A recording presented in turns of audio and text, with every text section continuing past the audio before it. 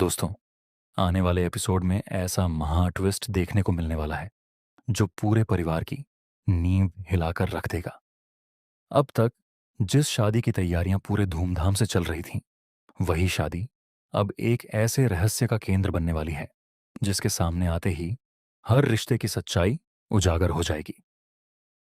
100 करोड़ रुपए की डील, दहेज का गंभीर आरोप, छिपे हुए राज, विश्वासघात और एक ऐसा खुलासा जो किसी ने सपने में भी नहीं सोचा होगा।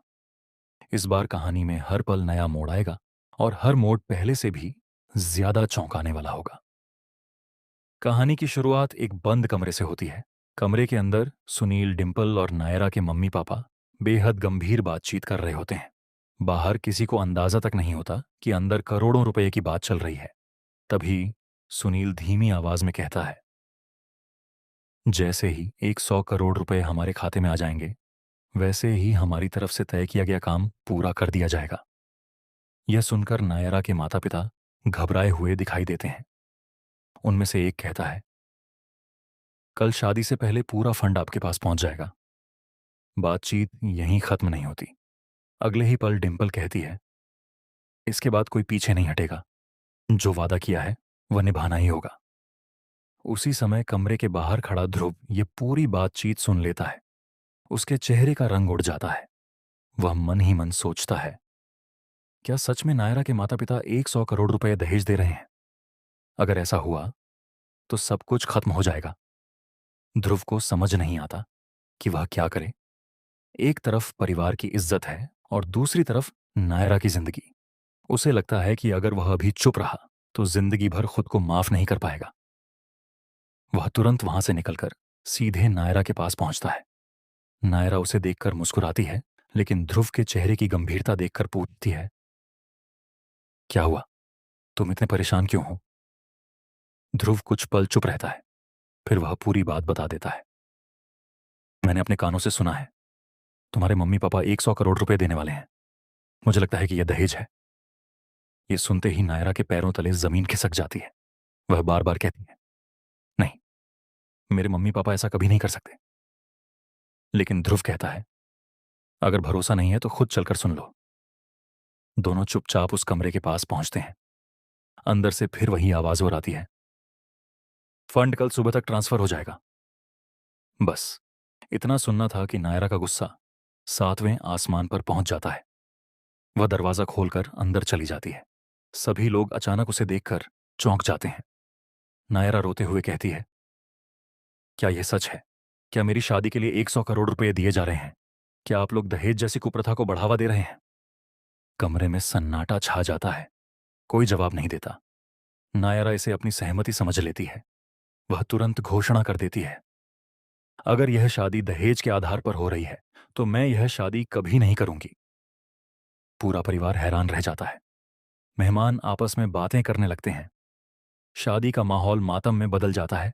लेकिन दोस्तों, यही वह पल है जहां कहानी पूरी तरह पलट जाती है। अचानक एक बुजुर्ग वकील वहां पहुंचता है। उसके हाथ में एक फाइल होती है। वह कहता है, एक मिनट, किसी भी नतीजे पर पहुंचने से पहले यह दस्तावेज देख लीजिए। फाइल खुलते ही सबके होश उड़ जाते हैं। उसमें साफ लिखा होता है कि 100 करोड़ रुपए दहेज नहीं, बल्कि एक मेडिकल ट्रस्ट की एस्क्रो राशि है, जिसे शादी के बाद एक नए चैरिटेबल अस्पताल की स्थापना के लिए सुरक्षित रखा जाना था। पूरा परिवार स्तब्ध रह जाता है। नायरा की आंखों से आंसू बहने लगते हैं। उसे एहसास होता है कि उसने बिना पूरी सच्चाई जाने इतना बड़ा फैसला ले लिया। लेकिन तभी एक और बड़ा झटका लगता है। ध्रुव अचानक कहता है, नहीं, ये पूरी सच्चाई नहीं है। सभी उसकी तरफ देखने लगते हैं। ध्रुव एक पेन ड्राइव निकालता है। उसमें सीसीटीवी रिकॉर्डिंग होती है। वीडियो में साफ दिखाई देता है कि किसी ने जानबूझकर बातचीत का सिर्फ वही हिस्सा ध्रुव तक पहुंचने दिया जिससे उसे लगे कि दहेज लिया जा रहा है। यानी पूरी बातचीत को एक साजिश के तहत गलत तरीके से पेश किया गया था। अब सवाल उठता है, आखिर ऐसा किसने किया? तभी पीछे से ताली बजने की आवाज आती है। सभी मुड़कर देखते हैं। दरवाजे पर एक नकाबपोश व्यक्ति खड़ा होता है। वह धीरे धीरे अपना नकाब हटाता है। उसे देखते ही सुनील और डिंपल के चेहरे का रंग उड़ जाता है। वह व्यक्ति कहता है, तुम लोगों ने मुझे पहचाना। पूरा परिवार स्तब्ध रह जाता है। वह वही इंसान होता है जिसे वर्षों पहले विदेश चला गया मान लिया गया था। वह मुस्कुराते हुए कहता है, मैं वापस आया हूं अपना बदला लेने। अब असली कहानी सामने आती है। वह बताता है कि कई साल पहले इसी परिवार ने एक ऐसे फैसले का समर्थन किया था जिससे उसके परिवार की जिंदगी बर्बाद हो गई थी। उसने वर्षों तक इंतजार किया। फिर उसने परिवार के हर सदस्य पर नजर रखी, हर रिश्ते की कमजोरी को समझा, और अब शादी के दिन उसने ऐसी चाल चली कि पूरा परिवार एक दूसरे पर शक करने लगा। लेकिन दोस्तों, सबसे बड़ा ट्विस्ट अभी बाकी है। अचानक नायरा की मां रोने लगती हैं। वह कहती हैं, जिसे तुम अपना दुश्मन समझ रहे हो वह अकेला नहीं है। इतना सुनते ही सभी हैरान रह जाते हैं। वह एक पुरानी तस्वीर दिखाती है। तस्वीर में उस नकाबपोश व्यक्ति के साथ परिवार का एक बेहद भरोसेमंद सदस्य खड़ा होता है। यह देखकर सबके होश उड़ जाते हैं। जिस इंसान ने सबसे ज्यादा परिवार का साथ दिया, वही अंदर ही अंदर दुश्मन के साथ मिला हुआ था। अब पूरा परिवार टूट जाता है। ध्रुव को अपनी गलती का एहसास होता है कि उसने बिना पूरी सच्चाई जाने नायरा को गलत बात बता दी। वह नायरा से माफी मांगता है। नायरा भी भावुक होकर कहती है, गलती सिर्फ तुम्हारी नहीं थी। किसी ने हम सबको एक दूसरे के खिलाफ इस्तेमाल किया। सबको लगता है कि अब मामला खत्म हो गया, लेकिन तभी अचानक पूरे घर की बिजली चली जाती है। चारों तरफ अंधेरा छा जाता है। कुछ सेकंड बाद तेज चीख सुनाई देती है। जब लाइट वापस आती है तो सबके होश उड़ जाते हैं। दूल्हा गायब होता है। मंडप के बीचों बीच सिर्फ एक लिफाफा पड़ा होता है। उसमें लिखा होता है, अगर सच जानना है तो पुराने हवेली में आना, क्योंकि असली दूल्हा यहां नहीं, वहां तुम्हारा इंतजार कर रहा है। ये पढ़ते ही पूरे परिवार की सांसें थम जाती हैं। कैमरा धीरे धीरे हवेली की ओर जाता है। एक अंधेरे कमरे में कोई कुर्सी पर बैठा मुस्कुरा रहा होता है।